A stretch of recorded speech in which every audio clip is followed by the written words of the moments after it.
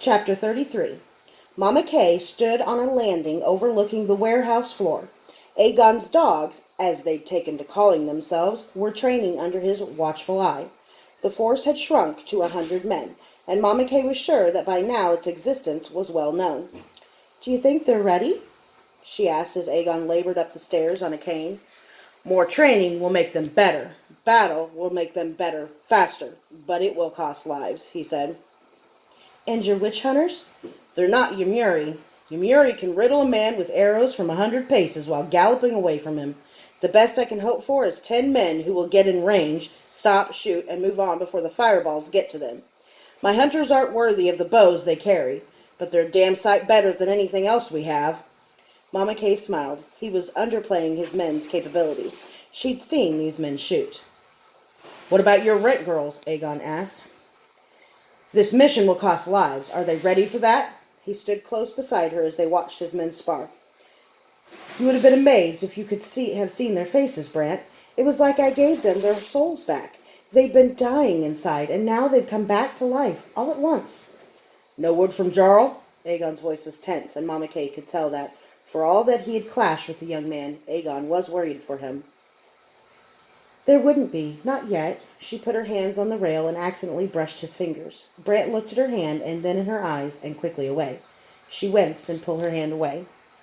Decades ago, Aegon had been arrogant, not obnoxious with it, but merely full of youthful confidence that he could do pretty much anything better than pretty much anyone else.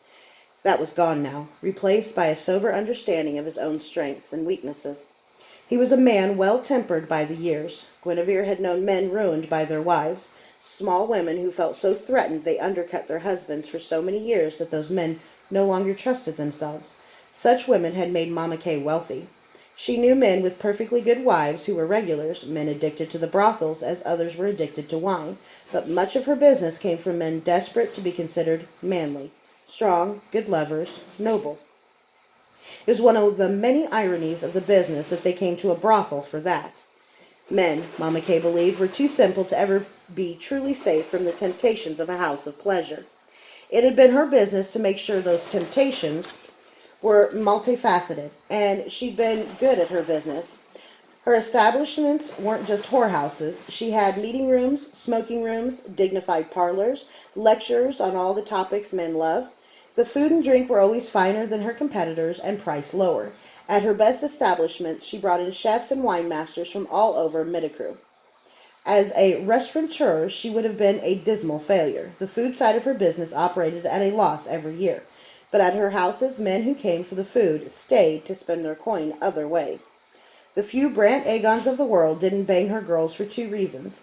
They were happy at home, and they didn't walk through the doors in the first place. She was sure Aegon had been derided for that. Men who didn't frequent the houses of pleasure were always mocked by those who did. Brant had conviction, integrity. He reminded her of Durzo. The thought sent a lance through her stomach. Durzo had been dead 3 months. Gods, how she missed him. She'd been helplessly in love with Durzo. Durzo was the only man in her life who would ever understand her. She'd been too terrified of that to let love grow. She'd been a coward. She'd starved the relationship of honesty, and like a potted plant in a shallow bowl, the relationship had been stunted. Durzo was the father of her child. He'd only found out a few days before he died. Mama Kay was 50 now, almost 51. The years had been kind to her, at least most days they seemed to. She usually looked 15 years younger than she was, well, at least 10. If she tried, she thought she still had what it would take to seduce Brant. Once a whore, always a whore, huh, Gwen? She used to despise old women who clung to their lost youth by their lacquered fingernails.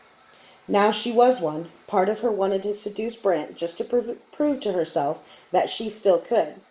But she didn't want to seduce Brant.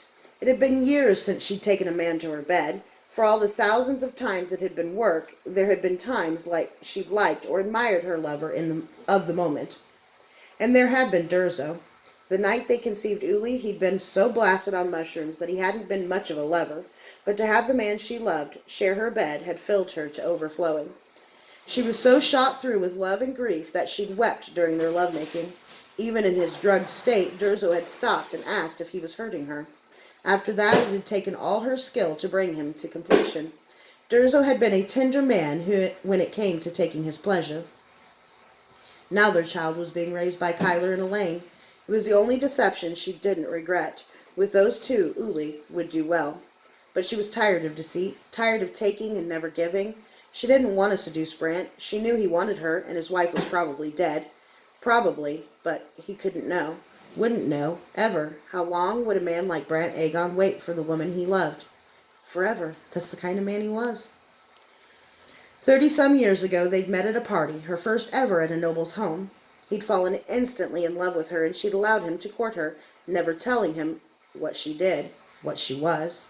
He'd been gallant, confident, determined to make his mark on the world, and so sweetly careful in his courting that he hadn't asked her for a kiss for a month. She'd indulged in the fantasy he would marry her, take her away from all the horrors she wanted so desperately to leave behind. She hadn't had that many noble clients yet. It was possible, wasn't it? The night of their first kiss, a noble had referred to her as the sweetest harlot he'd ever had. Brant overheard it, instantly challenged the man to a duel, and killed him. Guinevere had fled. The next day, Brant had learned the truth. He enlisted and tried to get himself honorably killed fighting on the Syrian border. But Brant Aegon had been too capable to die. Eventually, despite how he despised bootlicking and politicking, his merit had pulled him through the ranks. He married a plain woman from a merchant family. By all accounts, it was a happy marriage. "How long will it take to get everything ready?" she asked. She would hope Brant's infatuation had died. She would help him dodge the truth. She was good at that, at least. "Gwen." She turned and looked him in the eye, her mask in place, eyes cool. "Yes?" He blew out a great breath. "I loved you for years, Gwen, even after—" "My betrayal?" "Your indiscretion. You were what, 16, 17? You deceived yourself first, and I think you suffered for it more than I did." She snorted. "Regardless," he said, "I bear you no ill will. You are a beautiful woman, Gwen, more beautiful than my Liza ever was. You are so brilliant that I feel I have to sprint just to keep up with your jogging.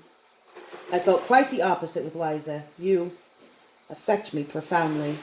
"But," she said. "Yes, but," he said, "I love Liza, and she has loved me through 1,000 trials, and she deserves all that I have to give. Whether or not you have tender feelings for me, while I have hope that my Liza lives, I would ask, beg, that you would help me remain true to her."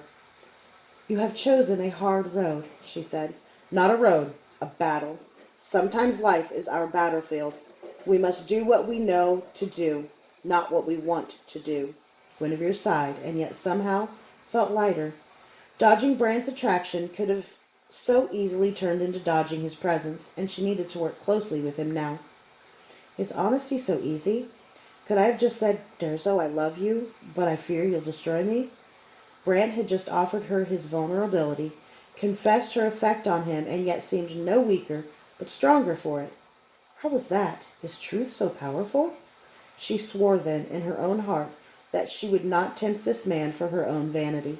Not in her voice, not in accidental touches, not in her dress. She would lay down every weapon in her arsenal.